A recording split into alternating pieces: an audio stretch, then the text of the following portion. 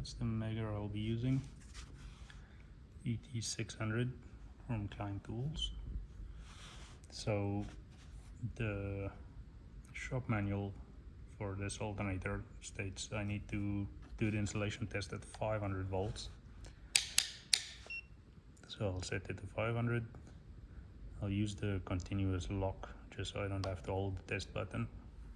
There we go. So now once I press test, it'll show the 500 volts at the bottom right here, and that is what it will send to the leads. So for this instance, I'm gonna test between, just set this up right here. I'm gonna test between one of these wires and the frame of this Exciter Stator, because I believe it is faulty. Somewhere you are getting a short to ground. So I'll find a good grounding point, which that should be good enough. Right there, you can see that there.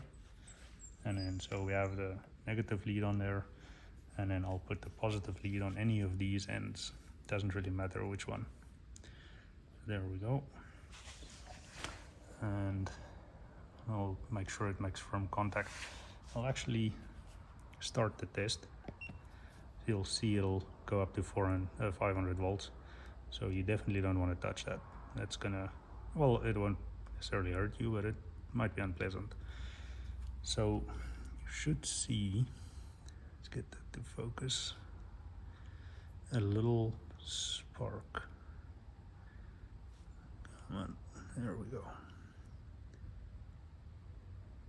Let's see if that shows up. You see there?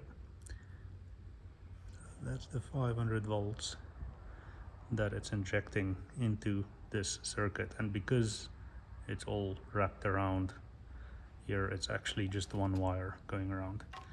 So you can see the spark there, so I'm going to push it onto it firmly, and you will see there my resistance goes to 0. We essentially have a dead short. So this Exciter Stator is no good. The shop manual states the resistance on the insulation test for this component should not go below 1 mega ohm, so 1 million ohms. So that's a fail.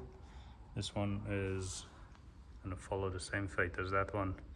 It's going to get marked short at the ground, and it will either have to be rewound or turned into a paperweight.